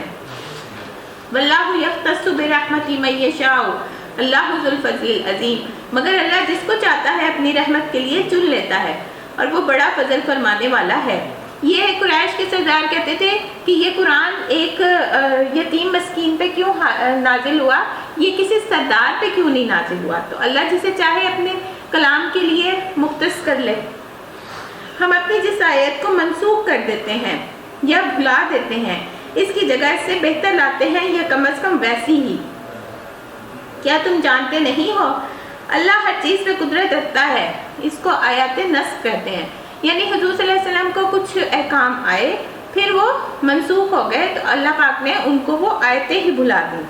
اللہ ہر چیز پہ قدرت رکھتا ہے، کیا تمہیں خبر نہیں کہ زمین اور آسمانوں کی فرما روائی یعنی کہ بادشاہت اللہ ہی کے لیے ہے، اور اس کے سوا تمہاری کوئی خبر گیری کرنے والا اور تمہارا مدد کرنے والا نہیں ہے۔ من ولیوں ولا نصیر، نہ کوئی ولی ہے نہ کوئی مددگار۔ پھر کیا تم اپنے رسول سے اس قسم کے سوالات اور مطالبے کرنے چاہتے ہو جیسے اس سے پہلے موسیٰ سے کیے جا چکے تھے؟ موسیٰ کی قوم نے ان کو سوال کر کر کے گائے کے معاملے میں بھی آپ دیکھیں کتنا تنگ کیا کہ کیسے رنگ کی ہو، کیسی ہو۔ اس سے پتہ لگتا ہے کہ کثرت سوال جو ہوتا ہے وہ آداب کے خلاف ہے، ایمان کے دائرے سے بندہ خارج ہو جاتا ہے۔ حالانکہ جس شخص نے ایمان کی روش کو کفر کی روش سے بدل دیا وہ راہ راست سے بھٹک گیا۔ اہل کتاب میں سے اکثر لوگ یہ چاہتے ہیں کسی طرح تمہیں ایمان سے پھیر کر کفر کی طرف پلٹائے لے جائیں، اگرچہ حق ان پر ظاہر ہو چکا ہے، مگر اپنے نفس کی حسد کی بنا پر تمہارے لیے ان کی یہ خواہش ہے، اس کے جواب میں تم عفو درگزار سے کام لو۔ یعنی آپ تو نبی صلی اللہ علیہ وسلم جو تھے ہی اتنے نرم دل کہ وہ ان کے ساتھ آرام سے نرمی سے کام لیتے تھے، یہاں تک کہ اللہ خود ہی اپنا فیصلہ نافذ کر دے۔ مطمئن رہو، اللہ تعالیٰ ہر چیز پر قادر ہے، ان اللہ علی کل شیء قدیر۔ یہاں ہمیں دو رول پتہ لگتے ہیں، واعفو واصفحوا، یعنی جتنی بھی مشکلات آئیں، کوئی اگلا جتنا بھی بدزبان ہو تو کیا کرنا چاہیے؟ عفو اور معاف کرنا، درگزر۔ اقیموا الصلاۃ وآتوا الزکاۃ، نماز قائم کرو اور زکوٰۃ دو۔ مال بڑا پیارا تھا، مال نہیں دیتے تھے، اس لیے کہا گیا کہ مال نکال کے دو، مال کو پاک کرو۔ تم اپنی عاقبت کے لیے جو بھلائی کما کر آگے بھیجو گے، یعنی جو صدقہ کرو گے تو صدقہ جو ہے وہ تمہیں جہنم کی آگ سے بچائے گا، اللہ کے ہاں سے موجود پاؤ گے۔ 70 گنا بڑھا دیتا ہے اللہ پاک، جو صدقہ آپ اللہ کی راہ میں دیتے ہیں۔ ان کو یقین ہی نہیں تھا، جو کچھ تم کرتے ہو وہ سب اللہ کی نظر میں ہے۔ ان کا کہنا ہے کوئی شخص جنت میں نہ جائے گا یہاں تک کہ وہ یہودی ہو یا عیسائیوں کے خیال کے مطابق عیسائی نہ ہو۔ وَقَالُوا لَن يَدْخُلُوا الْجَنَّةَ إِلَّا مَنْ كَانَ هُودًا أَوْ نَصَارَىٰ، یعنی یہودی کہتے تھے ہم جنت میں جائیں گے اور نصارہ کہتے تھے ہم جائیں گے۔ یہ کیا ہے؟ تِلْكَ أَمَانِيُّهُمْ، یہ صرف ان کی تمنائیں ہیں۔ ان سے کہو اپنی دلیل پیش کرو اگر تم اپنے دعوے میں سچے ہو۔ دراصل نہ تمہاری کچھ خصوصیات ہیں نہ کسی اور کی، حق یہ ہے کہ جو بھی کوئی اپنی ہستی کو اللہ کی اطاعت میں سونپ دے گا اور عملاً نیک روش پہ چلے گا، یعنی کہ اپنا سر جھکا دینا، سر تسلیم خم کر دینا اللہ کے آگے، وَهُوَ مُحْسِنٌ، اور وہ محسن بھی ہو، پھر کیا ہوگا؟ فَلَهُ أَجْرُهُ عِنْدَ رَبِّهِ، اس کا اجر اس کے رب کے پاس ہے۔ وَلَا خَوْفٌ عَلَيْهِمْ وَلَا هُمْ يَحْزَنُونَ، تو نہ وہ خوف زدہ ہوں گے اور نہ وہ غمگین ہوں گے۔ یہودی کہتے ہیں کہ عیسائیوں کے پاس کچھ نہیں، یعنی کہ عیسائی کسی چیز پر نہیں ہے، اور عیسائی کہتے ہیں یہودیوں کے پاس کچھ نہیں ہے، وہ کہتے ہیں ان کے پاس کوئی کتاب نہیں ہے، کوئی احکام نہیں ہے، اور وہ دونوں ایک دوسرے کے بارے میں یہی رائے رکھتے ہیں، حالانکہ دونوں ہی کتاب پڑھتے ہیں، اور اسی قسم کی کتابیں ان لوگوں کے پاس ہیں جن کے پاس کتاب کا علم نہیں ہے۔ یہ اختلافات جن میں یہ لوگ مبتلا ہیں، ان کا فیصلہ اللہ قیامت کے روز کر دے گا۔ وہ اور اس شخص سے بڑھ کر ظالم کون ہوگا جو اللہ کے معبودوں میں سے اس کے نام کی یاد سے روکے اور ان کی ویرانی کے در پہ ہو۔ ایسے لوگ اس قابل ہیں کہ ان کی عبادت گاہوں میں قدم نہ رکھیں، اور اگر وہاں جائیں تو ڈرتے ہوئے جائیں۔ ان کے لیے تو دنیا میں بھی رسوائی ہے اور آخرت میں بھی عذاب عظیم۔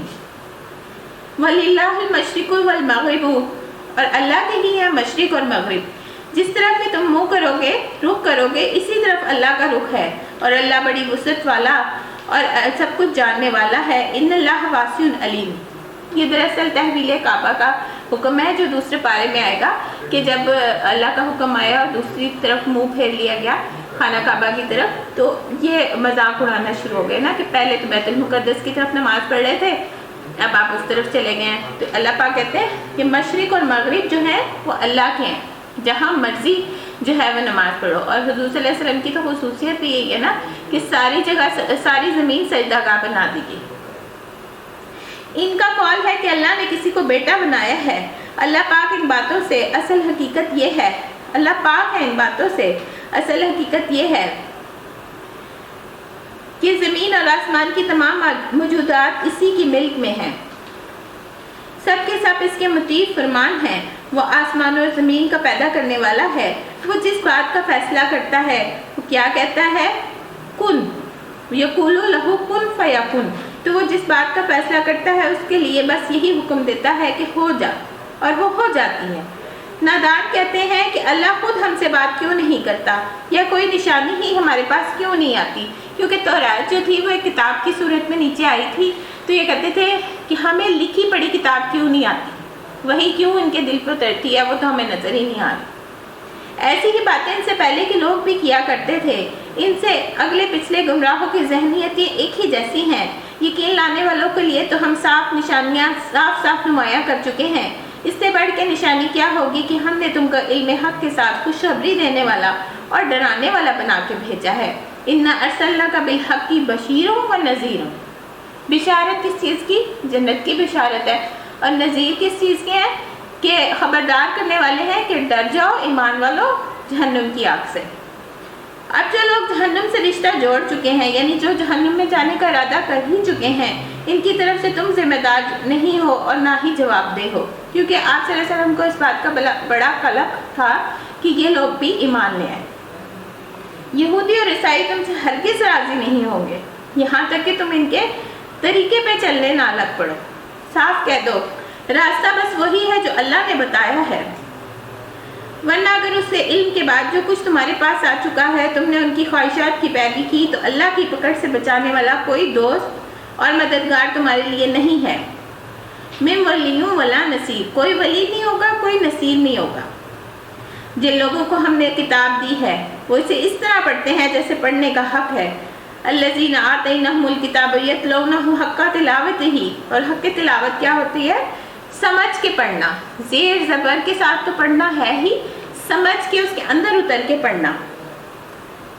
سورۃ بقرہ جو ہے وہ حضرت عمر نے 12 سال میں ختم کی تھی، اور جس دن انہوں نے ختم کی تھی اس میں انہوں نے ایک اونٹ کی قربانی دی تھی، اسے ذبح کیا تھا، اور ان کے بیٹے جو ہیں حضرت عبداللہ بن عمر عبدالعزیز، وہ انہوں نے 8 سال میں ختم کی تھی، اور ہم چاہتے ہیں کہ ہماری 2.5 دن میں ختم ہو جائے۔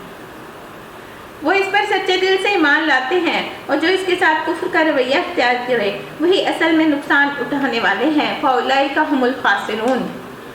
یا پھر بنی اسرائیل کو اپنی نعمتیں یاد دلائی جا رہی ہیں بار بار۔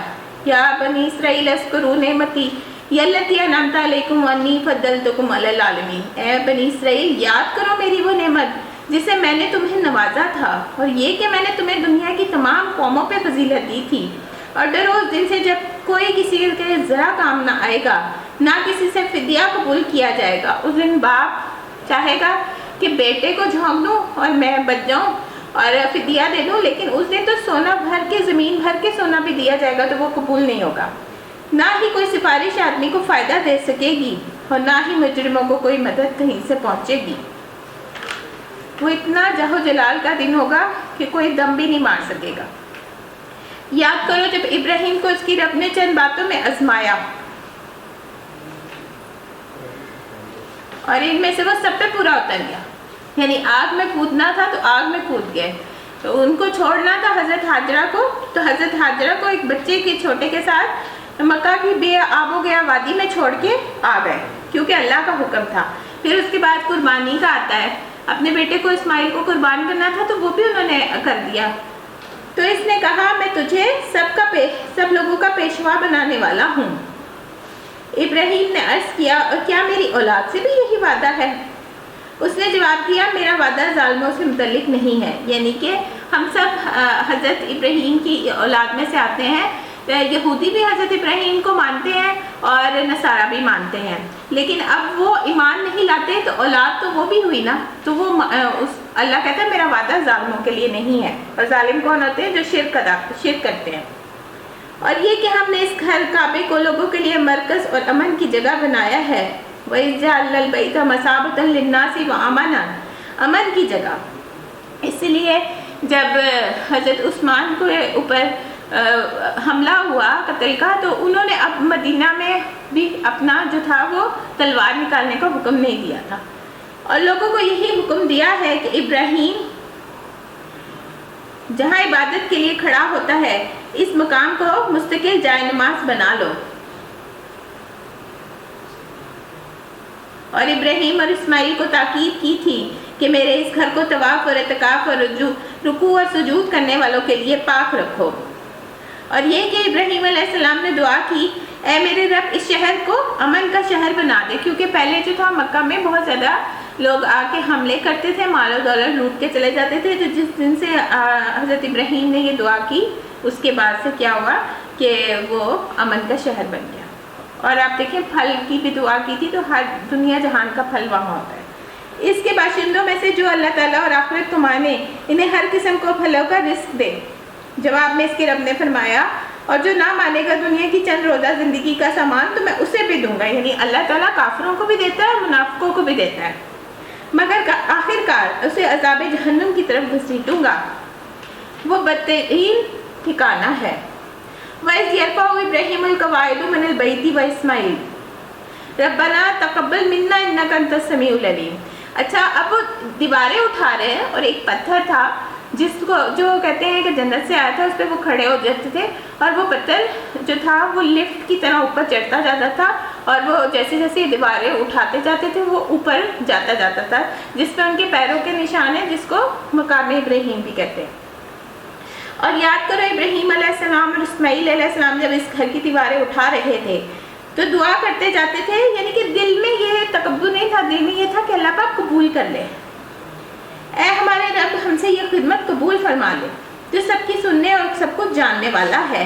اے رب ہم دونوں کو اپنا مسلم اور مطیع فرمان بنا، ہماری نسل میں سے ایک ایسی قوم اٹھا جو تیری اطاعت گزار ہو، مسلم ہو، ہمیں اپنی عبادت کے طریقے بتا، اور ہماری کوتاہیوں سے درگزر فرما، تو بڑا معاف کرنے والا اور رحم فرمانے والا ہے۔ اور اے ہمارے رب، ان لوگوں کو خود انہی کی قوم میں سے ایک ایسا رسول اٹھا جو انہیں تیری آیات پڑھ کے سنائے، انہیں کتاب اور حکمت کی تعلیم دے۔ وَيُعَلِّمُهُمُ الْكِتَابَ وَالْحِكْمَةَ وَيُزَكِّيهُمْ إِنَّكَ أَنْتَ الْعَزِيزُ الْحَكِيمُ۔ حکمت کیا ہوتی ہے؟ دانائی کی باتیں، یعنی کہ سنت، یعنی کہ حدیث۔ سنت وہ کام ہے جو حضور نے عمل کر کے دکھایا، اور حدیث وہ باتیں جو حضور نے زبان سے کہی، اور ان کی زندگیاں سنوارے، اور تو بڑا مقتدر اور حکیم ہے۔ اب کون ہے جو ابراہیم کے طریقے سے نفرت کرے، جس نے خود اپنے آپ کو حماقت اور جہالت میں مبتلا کر لیا، یعنی کہ جو شرک میں مبتلا ہو گیا؟ اس کے سوا کون یہ حرکت کر سکتا ہے؟ ابراہیم علیہ السلام تو وہ شخص ہیں جس کو ہم نے دنیا میں اپنے کام کے لیے چن لیا تھا، اور آخرت میں بھی ان کا شمار صالحین میں ہوگا۔ ان کا حال یہ تھا جب اس کے رب نے اس سے کہا مسلم ہو جا، تو اس نے کہا، فوراً کہا میں مالک کائنات کا مسلم ہو گیا۔ قال اسلمت لرب العالمین، میں جھک گیا۔ اسی طریقے پہ چلنے کی ہدایت اس نے اپنی اولاد کو کی تھی، اور اسی کی وصیت انہوں نے یعقوب علیہ السلام اپنی اولاد کو کر گئے تھے۔ اس نے کہا، میرے بچوں، اللہ نے تمہارے لیے یہی دین پسند کیا ہے، لہٰذا مرتے دم تک مسلم ہی رہنا۔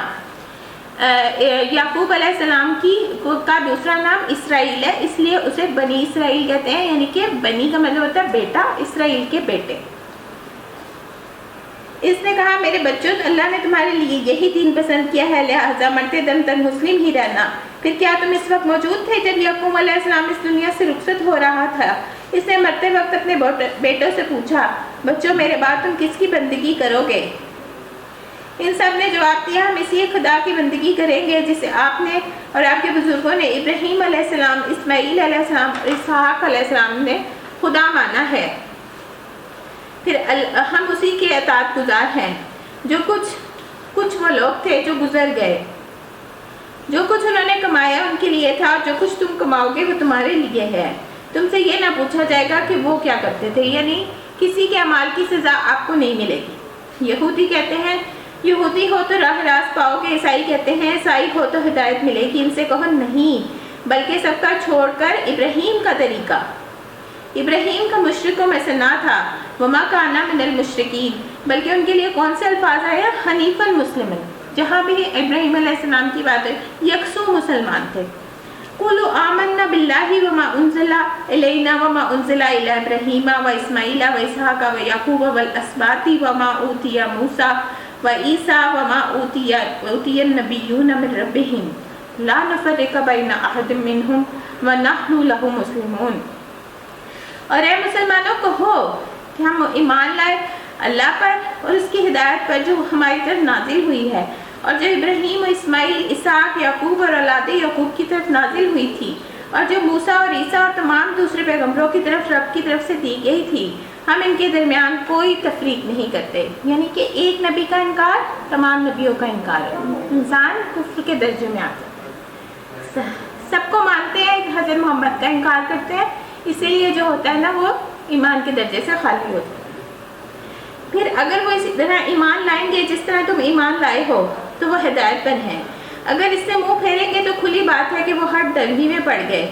لہٰذا اطمینان رکھو، ان کے مقابلے میں اللہ کے لیے تمہاری حمایت ہی کافی ہے، وہ سب کچھ سننے والا اور جاننے والا ہے۔ وہو السمیع العلیم۔ صبغۃ اللہ، اللہ کا رنگ، کہو اللہ کا رنگ اختیار کرو۔ یہ لوگ کیا کرتے تھے؟ اپنے بچوں کو جب یہود اور نصارہ ایک زرد رنگ کے رنگ میں رنگتے تھے اور کہتے تھے یہ جو ہے وہ ان کا رنگ ہے، تو اللہ کہتا ہے میرا رنگ، اس رنگ سے اچھا اور کس کا رنگ ہوگا، اور ہم اسی کی بندگی اختیار کرنے والے ہیں۔ اے نبی صلی اللہ علیہ وسلم، ان سے کہو کیا تم اللہ کے بارے میں ہم سے جھگڑتے ہو؟ وَهُوَ رَبُّنَا وَرَبُّكُمْ، حالانکہ وہ ہمارا بھی رب ہے اور تمہارا بھی رب ہے۔ وَلَنَا أَعْمَالُنَا وَلَكُمْ أَعْمَالُكُمْ، اور یہ ہمارے اعمال ہمارے لیے ہیں اور تمہارے اعمال تمہارے لیے ہیں، اور ہم اللہ ہی کے لیے اپنی بندگی کو خالص کر چکے ہیں۔ وَنَحْنُ لَهُ مُخْلِصُونَ، پھر کیا تمہارا کہنا یہ ہے کہ ابراہیم، اسماعیل، اسحاق، یعقوب اور اولاد یعقوب سب کے سب یہودی تھے، یہ نصرانی تھے؟ کہو تم زیادہ جانتے ہو یا اللہ جانتا ہے؟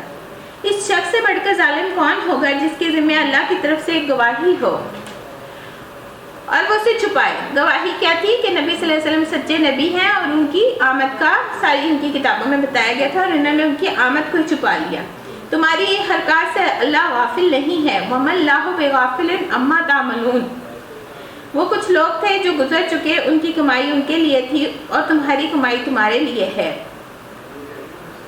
تم سے ان کے اعمال کے متعلق سوال نہیں ہوگا۔ سبحانک اللہم و بحمدک نشہد ان لا الہ نستغفرک ونتوب الیک۔ سبحانک رب العزت عما یصفون وسلام علی المرسلین والحمد للہ رب العالمین۔ ربنا تقبل منا انک انت السمیع العلیم وتب علینا انک انت التواب الرحیم۔ صلی اللہ تعالی علی خیر خلقہ برحمتک یا ارحم الراحمین۔